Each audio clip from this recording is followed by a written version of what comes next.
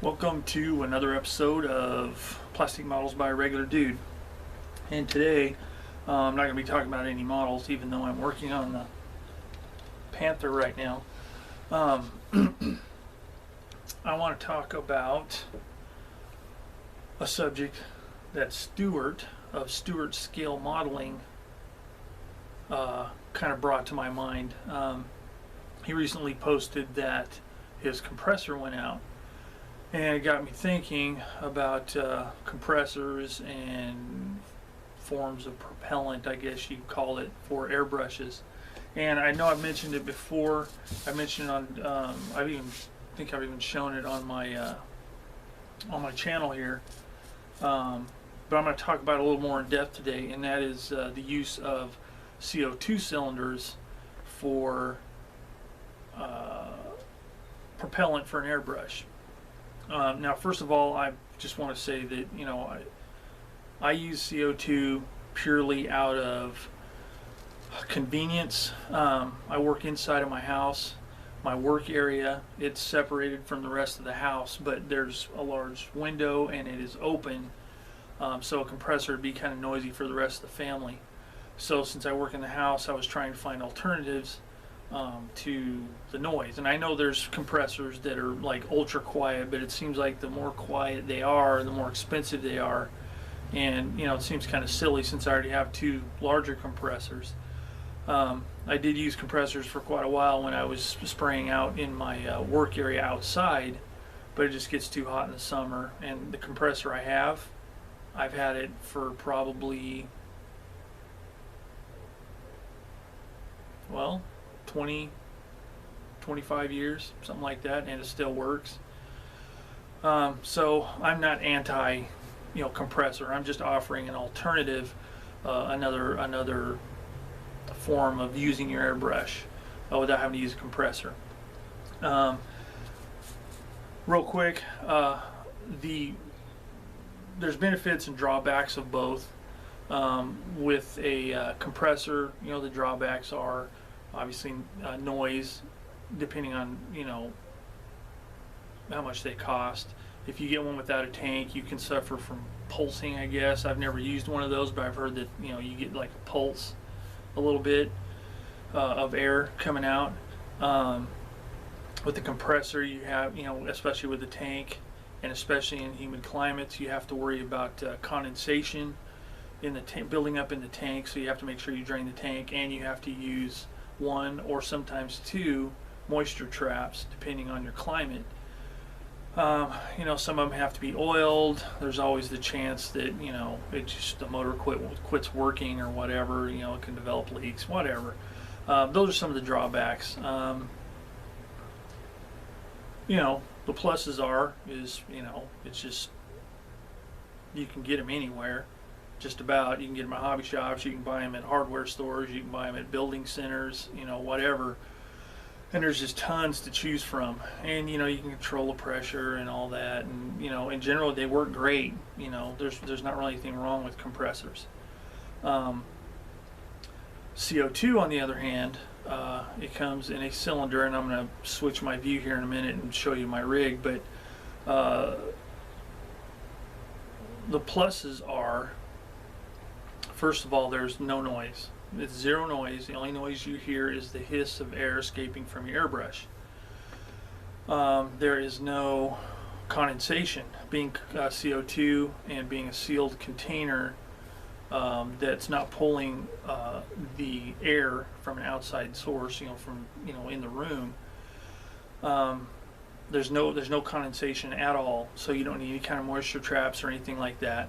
You have, with the regulator, you have perfect control over the amount of CO2 that's coming out of the tank, and it's mobile.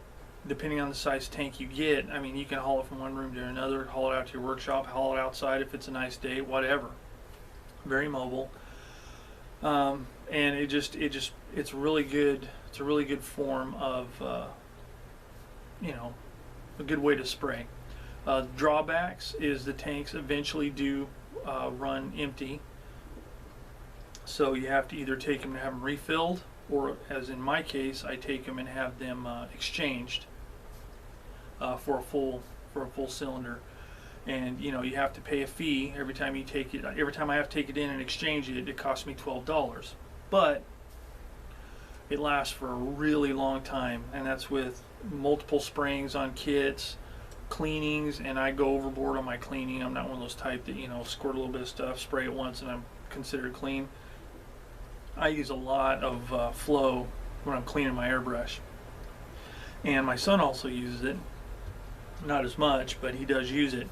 And it lasts quite a while. You know, I can get through a good, you know, 3-4 kits with no problem. I've only, as a matter of fact, since I have gotten back into modeling and started using the CO2 cylinder, I've only had to take it and exchange it twice. No, once.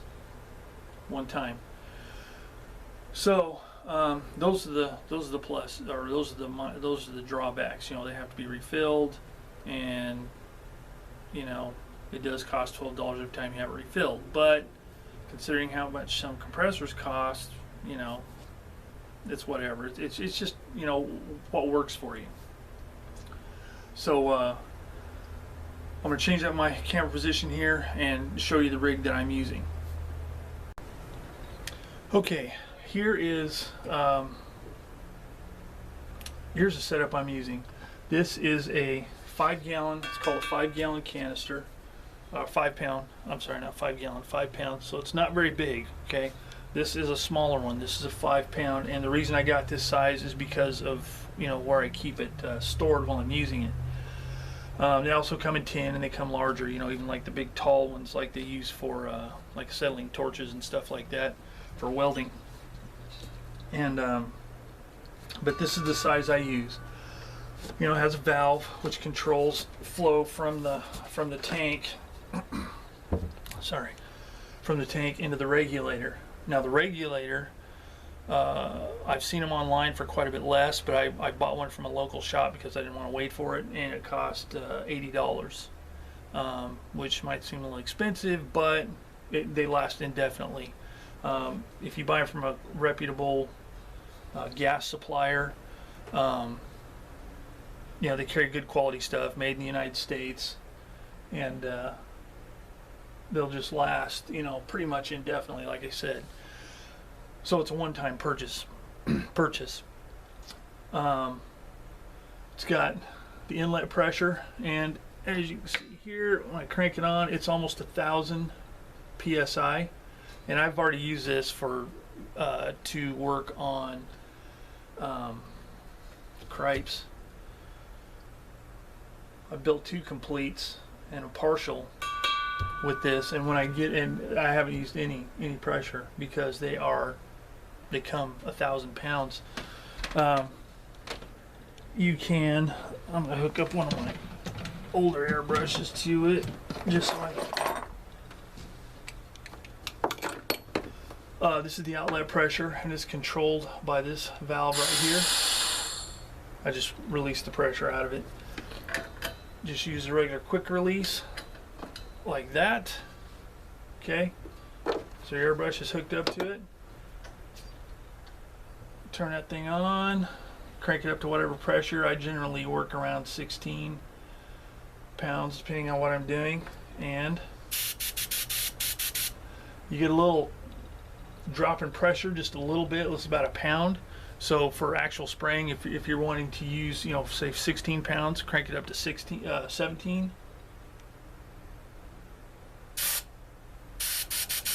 Okay, and I've never had a problem with that little bit of fluctuation. It's always a constant, steady stream. Now I do notice that with this is a siphon feed single action. It drops quite a bit more than on my double action. I don't know if it's the amount that it's sucking through here. But on my double action with paint in it, it doesn't have such a drop. That's almost 2 pounds of pressure right there. Okay, doesn't do that with my double action. It drops maybe, you know, maybe 1 pound, but it doesn't affect the way the airbrush operates. When I'm done using it, I just crank the valve down tight. And then just run run it out of the system, and it's done. It's ready to go.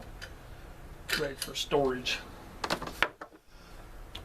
But these are fitting. This fitting here are fittings that can be bought in just about any home improvement center, hardware store, whatever, and it fits right into the side of the valve, and that's all there is to it.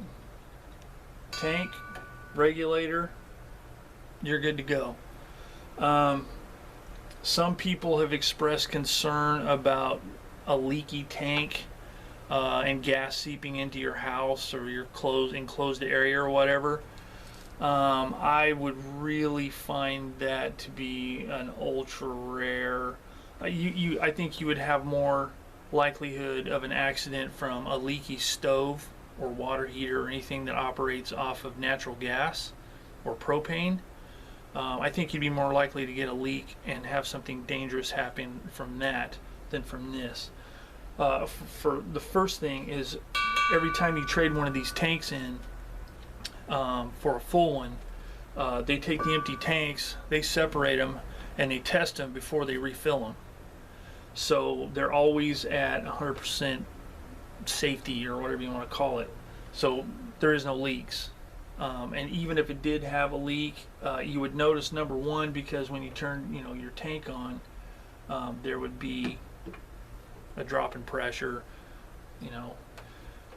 but it's not really, to me, it's a non-issue. Okay, there's other people that have said, well, what if knock the top off of it, it'll explode or whatever. Well, yeah, that could happen, but again, I find the likelihood of that, unless it's just out of sheer negligence, that's not going to happen. Number one, it's going to take a pretty mighty blow to knock the top of one of these tanks off, the valve off of one of these tanks, or to knock this off. But if this is off, you can knock that off, and that's going to happen. Again, I think you're more likely to blow yourself up by having a leaky stove and you turn a light on in the house, cause a spark, and blow yourself up. I'm not saying it can't happen. Anything can happen, but the likelihood of that happening is, to me, is like slim to nothing.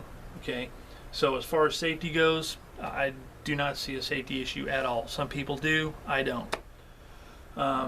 So this is basically it. I mean, there's no moving parts other than the valves that you turn on manually. There's no electricity. There's not really anything that can go wrong unless your regulator goes out.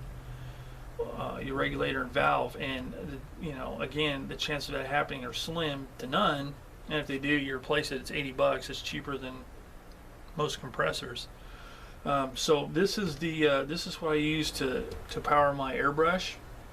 And again, I just offer this up as an alternative to a compressor, especially if you're inside a house, or if you just don't like the noise. You don't like the moisture traps, all that. So, that's basically kind of it. Real quick, I think I'll show you how I actually have mine secured when I have it where I normally have it. So let me get that out, and I'll show you what it looks like. Okay, so on the back of my my drawer unit between my desk and my son's desk, I have a shelf, and on that shelf I have cut a hole and built a bracket to put the tank in. So this is what the bracket looks like. It sits like this. Okay, cylinder sits inside of here. I mean, it was less than $10 to build this stinking thing, because all it is just plumber's tape bent on the bottom and attached with a I just have it wired together to keep it from sliding apart, screwed in underneath, and then around the inside of the shelf I have it lined with just regular weather stripping, like you'd use around a door or window. And then I also have it lined in here so it doesn't clatter around, doesn't make noise, and it fits snug, so it's secure. So the only part that's sticking out of the top is